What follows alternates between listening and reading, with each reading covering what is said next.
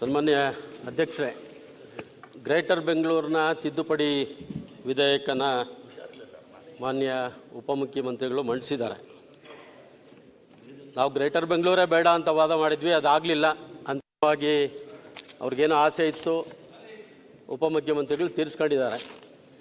ಸಮಸ್ಯೆ ನಾವು ಬೆಂಗಳೂರಿನ 5 ಭಾಗ ಮಾಡಿದ್ದಲ್ಲ ಅಧ್ಯಕ್ಷ, ಈಗ ಒಂದೊಂದು ಕ್ಷೇತ್ರನ 2 ಭಾಗ 3 ಭಾಗ ಮಾಡಿಬಿಟ್ಟಿದ್ದಾರೆ. ನಿಮ್ಮ ಉಳ್ಳಾಲ ಕ್ಷೇತ್ರ ಅರ್ಧ ನಾರ್ತು ಅರ್ಧ ವೆಸ್ಟು, ನನ್ನ ಕ್ಷೇತ್ರನೂ ಹಾಗೆ ಮಾಡಿದ್ದಾರೆ. ದಾಸಹಳ್ಳಿ ವಿಧಾನಸಭಾ ಕ್ಷೇತ್ರದಲ್ಲಿ ಅರ್ಧ ಕ್ಷೇತ್ರನ ಬೆಂಗಳೂರು ನಾರ್ತ್ ಕಾರ್ಪೊರೇಷನ್, ಇನ್ನರ್ಧ ಕ್ಷೇತ್ರನ ಬೆಂಗಳೂರು ವೆಸ್ಟ್ ಕಾರ್ಪೊರೇಷನ್. ನಾವು ಯಾರ ಹತ್ರ ಕೆಲಸ ಮಾಡಿಸ್ಕೊಬೇಕು ಅಧ್ಯಕ್ಷ? ಈಗಾದರೆ ಏನಾದರೂ ಒಂದು ಕ್ಷೇತ್ರ ಒಂದು ಕಡೆ ಇದ್ದರೆ ಎಲ್ಲಾದರೂ ಒಂದು ಕೆಲಸ ಕಾರ್ಯ ಮಾಡಿಸ್ಕೊಬೋದು. 2 ಕಡೆ ಹೋಗ್ಬೇಕು ನಾವು. ಅದು ಬೇರೆ ಯಾವುದೂ ಮಾಡಲಿಲ್ಲ, ಎಲ್ಲ BJP ಶಾಸಕರದೆ. 5 ಕ್ಷೇತ್ರನೂ BJP ಶಾಸಕರದೆ.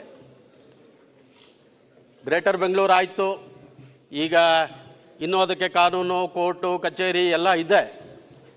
ಈಗ ಸ್ಥಳೀಯ ಸಂಸ್ಥೆಗಳಲ್ಲಿ ಬಂದಾಗ ಮೇಯರೇ ಸುಪ್ರೀಮು, ಆ ಕೌನ್ಸಿಲೇ ಸುಪ್ರೀಮು. ಮುಖ್ಯಮಂತ್ರಿಗಳು ಅದಕ್ಕೆ ಹೆಡ್ ಆಫ್ ದಿ ಡಿಪಾರ್ಟ್ಮೆಂಟ್ ಅಂದರೆ ಹೆಂಗಾಗ್ತದೆ ಅಧ್ಯಕ್ಷ? ಮೇಯರೇ ಹಾಕಬೇಕು. ಕೌನ್ಸಿಲಲ್ಲಿ ನಿರ್ಣಯ ಆಗತಕ್ಕಂಥದ್ದೇ ಸುಪ್ರೀಂ. ಆವಾಗ ಸ್ಥಳೀಯ ಸಂಸ್ಥೆ ಚುನಾವಣೆ ಆದಮೇಲೆ ಮೇಯರೇ ಪ್ರಥಮ ಪ್ರಜೆ.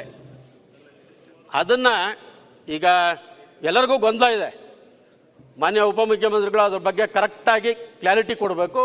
ಮತ್ತು ಏನು ಒಡೆದಿದ್ದೀರ ಕ್ಷೇತ್ರಗಳನ್ನ ಯಾವುದೇ ಥರ ಒಂದಕ್ಕೆ ಸೇರಿಸಿ, ವೆಸ್ಟ್ಗಾದರೂ ಸೇರಿಸಿ, ನಾರ್ತ್ಗಾದರೂ ಸೇರಿಸಿ, ನಿಮ್ಮ ಸಂತೋಷ, ನಾವು ಅಡ್ಡ ಬರಲ್ಲ.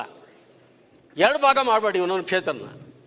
ಪದ್ಮನಾಭ ನಗರ, ದಾಸರಳ್ಳಿ, ಈ ರೀತಿ ಎಲ್ಲ ಕ್ಷೇತ್ರಗಳನ್ನ ಒಡೆದಿದ್ದಾರೆ ಅಧ್ಯಕ್ಷ. ಅಧಿಕಾರಿಗಳು ಮಾಡಿದ್ರು, ನೀವು ಮಾಡಿದ್ರೆ ನಮ್ಗೆ ಗೊತ್ತಿಲ್ಲ.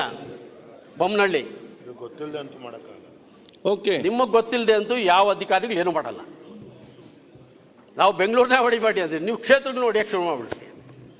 ಅದಕ್ಕೆ ದಯಮಾಡಿ ನೀವೇನೋ ಮಾಡ್ತೀರಾ, ಎಲ್ಲಾದರೂ ಒಂದು ಕಡೆ ಸೇರಿಸಿ ಈ ಬಿಲ್ ಬಗ್ಗೆ ಕ್ಲಾರಿಟಿ ಸದನಕ್ಕೆ ಕರೆಕ್ಟಾಗಿ ಎಲ್ಲ MLAಗಳು ಬೆಂಗಳೂರಿನವ್ರು 28 ಜನ ಇದ್ದೀವಿ, ಸ್ವಲ್ಪ ಅರ್ಥ ಆಗೋ ಥರ ದಯವಿಟ್ಟು ಹೇಳಿ. ನಾನು 86 kg ಇದ್ದವಳು 71 kg ಬಂದಿದ್ದೀನಿ. ವಯಸ್ಸಾದ್ಮೇಲೆ ಸ್ಮಾರ್ಟ್ ಆಗಿ ಕಾಣ್ತೀರ ಅಂದ್ರೆ ಜಿನ್ನಿ. 126 kg ವೇಟ್ ಇದ್ದು ನಾವು ಈಗ 114 kg ಲೆಕ್ಕ ಬಂದಿದ್ದೀವಿ. ಯಾವುದೇ ಸೈಡ್ ಎಫೆಕ್ಟ್ ಆಗಿಲ್ಲ. 84 ರಿಂದ 50 kg ಬಂದೆ, ಆಮೇಲೂ ಸಣ್ಣಗೆ ಫಿಟ್ ಆಗಿದ್ದೀನಿ. ಅದಕ್ಕೆ ನಾನು ಯೂಸ್ ಮಾಡ್ತಾ ಇರೋದು ಜೀನಿ ಸ್ಲಿಮ್.